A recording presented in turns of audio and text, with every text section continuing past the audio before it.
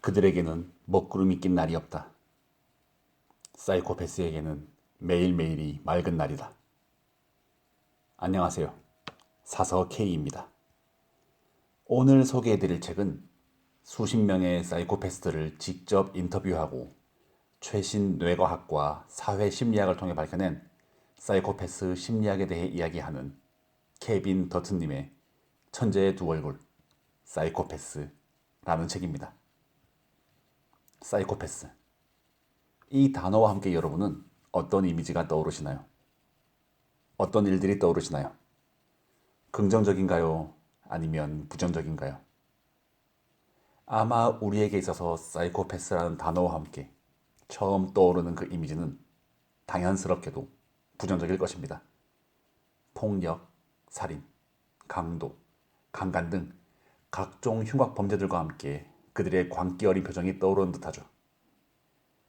프로파일러로 활동 중이었던 표창원 씨도 한국의 범죄 파일과 같은 책에서 역대 한국의 연쇄살인 사건들과 엮어서 사이코패스를 설명하기도 했는데요. 특히 강호순에 대해서는 공감 능력이 제로에 가까운 전형적인 사이코패스라고 설명을 하죠. 나무위키에서 사이코패스에 대해서 한번 검색을 해보면 사이코패스는 정신의 라는 뜻의 접두어 사이코와 무엇의 결핍 또는 이상을 뜻하는 전미어 패스가 결합된 단어로서 어원을 한번 따져보면 마음이 결핍된 질병이라는 의미가 된다고 나와 있습니다. 더불어 우리나라에서 사이코패스라 함은 주로 범죄자 기준으로 사이코패스 점수가 25점 이상인 사람들이라고 정의를 내리고 있는데요. 이러한 사전적인 정의, 사회에서 통용되는 사이코패스에 대한 이미지만 보더라도 사이코패스는 반사회적, 반인격적 등 부정적인 질병으로 인식을 하고 있습니다. 때문에 우리는 자연스럽게도 사이코패스라는 단어를 들으면 즉각 앞서 언급했던 바와 같이 연쇄살인범, 강간범, 그리고 세상과 단절되어 살아가는 광기 어린 폭탄 테러범을 떠올리게 되죠. 하지만 이 책에서 저자인 케빈 더튼님은 그럼에도 불구하고라는 생각으로 사이코패스의 긍정적인 부분에 대해서 파헤치고 있습니다. 물론 저자 역시 극단적인 사이코패스들의 반사회적인 인격과 행동, 그로 인한 위험에 대해서는 언급을 하고 있죠. 하지만 다른 식으로 접근을 하고 있습니다. 이를테면 하지만 한때 극장 뒤에서 잭나이프를 휘두르던 비행 청소년이 세월이 지난 후에 수술용 메스를 휘두르는 의사가 되었다고 말한다면, 어두운 주차장을 배회하는 강도의 내면에 뛰어난 특수부대 요원으로 거듭날 수 있는 자질이 숨어 있다면, 그리고 사회 전체에서 사이코패스 비율이 평균 1%인 반면 성공한 CEO 중에는 그 비율이 월등히 높은 이유는 무엇일까? 와 같은 질문을 던지면서 이 책은 시작하게 됩니다. 이러한 질문과 함께 케빈 더튼님은 최신 뇌스캔 기술과 뇌과학 연구를 바탕으로 사이코패스의 다양한 측면을 소개하면서 뛰어난 외과 의사와 연쇄 살인범을 구분하는 경계가 모호하다는 사실을 밝혀내게 됩니다. 이 책을 쓰기 위해 저자는 음침한 보호시설에 수감된 사이코패스들과 어울렸고 간단한 실험을 통해 스스로 실제 사이코패스가 되어보기도 했는데요. 그에 의하면 현대를 살아가는 우리 모두에게 약간의 광기는 오히려 도움이 된다고 설명을 하고 있습니다. 책을 읽어보면 그가 직접 발로 뛰면서 취재한 자료와 함께 과학적인 연구 결과를 토대로 정리한 사이코패스 심리학은 사이코패스에 대한 우리의 통념을 뒤엎기에 충분한 것 같습니다. 물론 사이코패스의 위험성에 대해서는 잊어버리면 안 되겠지만 말입니다. 때문에 우리는 그의 이러한 설명을 듣게 된다면 이렇게 생각을 하게 될 것이죠. 사이코패스의 긍정적인 부분이라고. 사이코패스가 되어야 한다고. 그렇기에 이 책은 사회적인 통념을 깨기 위해서 많은 진실 혹은 진실이라고 믿고 있는 많은 주장과 싸워야 했습니다. 더불어 이 책은 우리 사회가 과거에 비해 훨씬 더 사이코패스 성향이 강해지고 있다는 다소 섬뜩한 주장을 펼치고 있습니다. 하지만 그가 이 책을 통해서 이야기하고 싶은 주된 내용은 바로 사이코패스가 모두 연쇄살인마와 같은 범죄자인 것은 아니다 라는 점입니다.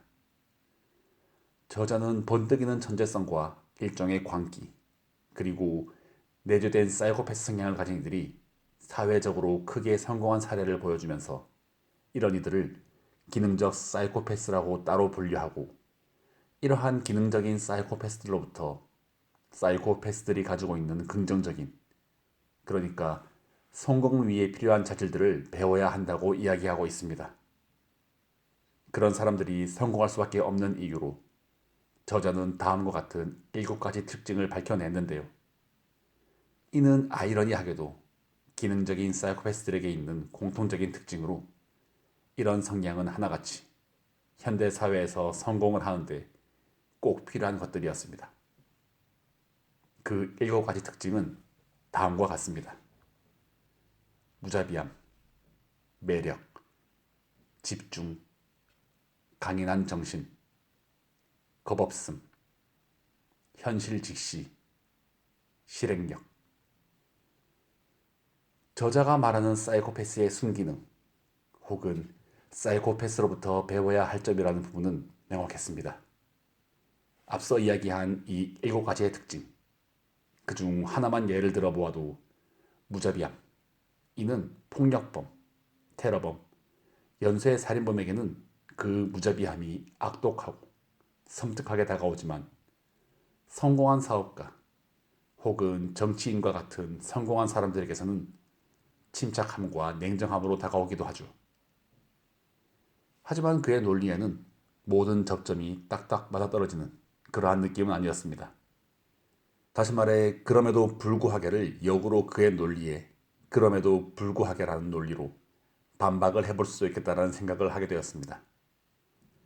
하지만 사이코패스라는 단어에 대해서 조금 더 생각해 볼 수 있는 그러한 시간이었습니다. 자, 마지막으로 여러분께 책의 일부를 소개해 드리고 마무리하도록 하겠습니다. 캐리는 유연학적으로 정신분열과 창의성 간에는 동질 이상이 존재한다는 걸 밝혀냈다. 그는 뉴레글린이라고 명명된 유전자에 2개의 변형이 있는 사람일수록 1개의 변형이 있거나 변형이 없는 사람보다 훨씬 창의성이 뛰어나다는 점을 발견했다. 심지어 우울증도 나름대로 장점이 있다. 최근 연구 결과에 따르면 의기소침한 감정을 느끼는 사람들은 상황 파악을 더 잘하고 문제 해결 능력도 뛰어나다. 개구리씨, 그쪽도 말했잖소. 전갈이 태연하게 말했다. 나는 전갈이요. 그러니 독침을 쏘는 게 내 천성이라오. 하지만 사이코패스의 경우에는 깨어있는 일상적인 상태에서도 세타파가 발생합니다. 사이코패스가 사랑해라고 말하는 것과 커피 주세요라고 말하는 것은 실제로는 차이가 없습니다. 지나친 과대평가, 뛰어난 설득력, 매력, 잔인함, 죄책감의 부재, 남을 자기 맘대로 조정하는 성격 등은 정치가나 세계 지도자들에게서도 쉽게 볼 수 있는 것들이다. 우리 모두에게는 사이코패스 성향이 존재한다. 다만 그중 일부만이 지속적으로 사이코패스 지대에서 살아가는 것이다.